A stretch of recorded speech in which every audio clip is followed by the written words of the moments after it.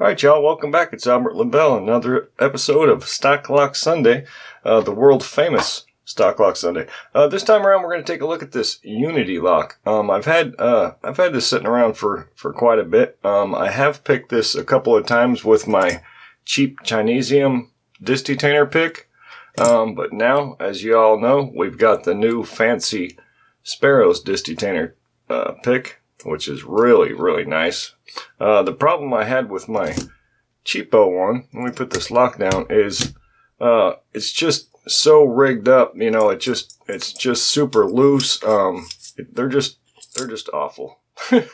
But, you know, hey, it got me through a couple of locks, so, you know, it is what it is. But I'm pretty excited to be playing with this new toy now.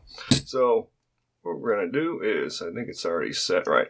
For different locks, I noticed when I'm picking the different disc detainer locks, it's nice that they made this so this tip can be adjusted in and out. I really like that. I did have to file mine back a little bit so that the fork part fits past the spinners on some of the, like the Abus granite. You got to get past a couple of spinners, so I made mine fit. So that's the only mod I had to do. So back to the Unity. It's a beautiful, what is it, 2-inch or 50 millimeter, all stainless steel. This thing, supposedly, it says right on the package here, all stainless steel. So this thing would do well in the weather. And I gotta tell you, it does say made in China, but this thing is a really nice lock for made in China. I mean, it's all just polished up real nice, the big beefy shackle. It's not like loose in the holes. I mean, it's just really, really made well for a Chinese lock. So, or lock made in China. So, not bad. Got to give it that. So, we're going to be interested in trying to pick it. So, let's turn all the discs. Let's mount it in the vise here and see what it takes. Let me see if I'm going to be good on the camera right there. I am working around the camera again, so let's see where we're going to be at. That should be alright right there. You can see, right? Let me see. Move that out of the way. Maybe turn it just a tad. Will that work out? Yeah, we can see. Alright, so got my tension on there. I'm going to try to find that bottom disc. Try to find that bottom disc. There it is.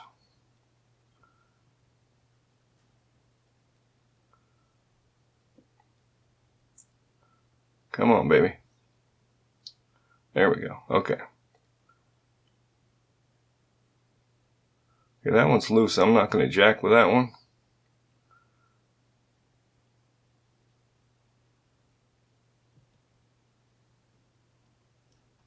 Slipped off. That one's loose.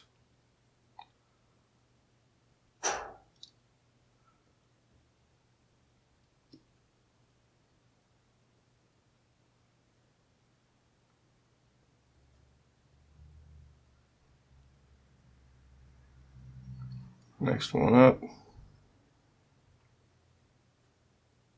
That one's loose.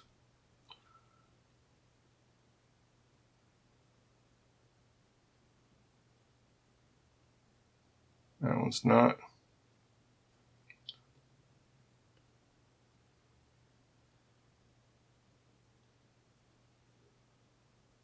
Okay, that one's loose. Alright, now I gotta go back down through.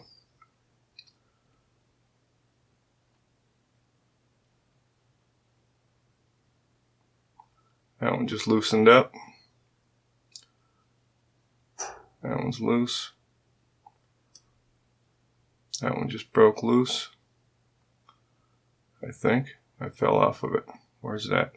There it is. Okay, that one's loose. That one just broke loose. And back at the bottom. Just like that. Bada boom, bada bing. Alright, so I think we can take a look at this one. I'm not sure. I haven't never disassembled any of these, so let me get this vise out of the way and see if I can't do this around the camera. I'm going to put it down here. And grab an Allen wrench is probably this dude right here. Let's see, let me grab a... Let's see if we can't take a look at this thing.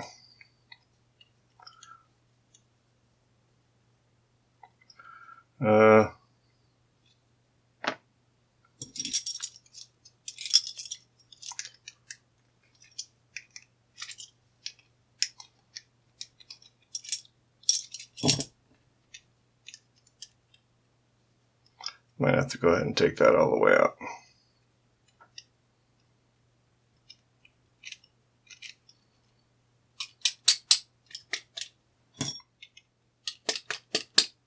Well, get that screw out later, I guess.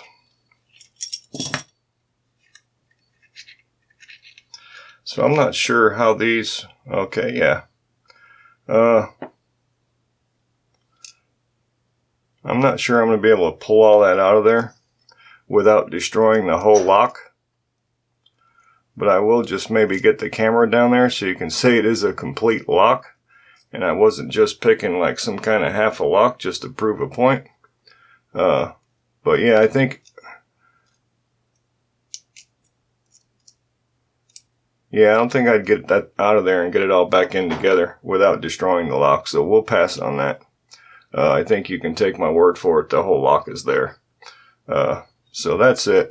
But like I said, this is a pretty damn good lock for, I think there were, I can't remember the price offhand, but it was like two for $25, $30 for two of them, I think. Really not bad. And they're made really, really nice. All stainless steel. I think even the discs, everything is. 100, as a matter of fact, it says right there, 100% stainless steel. So you really can't go wrong. I'd recommend it. I'd use it.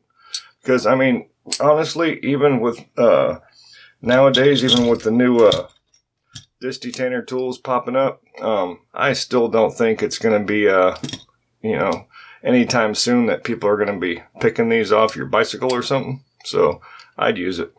Alright, so that'll wrap up this episode of Stocklock Sunday with a 2-inch, 100% stainless steel Unity. Thank you all so much for tuning in. And as always, if you like this video, please hit that like button. And if you haven't subscribed yet, please do so. It really helps me out. Alright, Big Al, signing off. Alright guys, so we're back. I was actually able to use some tweezers and actually grab the side of it and pull that core out of here. I did lose the bearings down there, so I might have a pain in the butt putting it back together as I thought. But here is the core. Nice and greasy and whatnot. You can see the sidebar right here on the top. There's the sidebar. I'm going to put it back in there and we'll spin it around. It looks to be a 1, 2, 3, 4, 5, 6, 7, 8 disc. And then it's got the spacer, so there it is. It did come out, but like I said, I'm going to probably have a hard time putting it back together now, so that'll be fun. But hey, we're all cooped up anyways, right? So that's it. Again, thank you all so much for watching.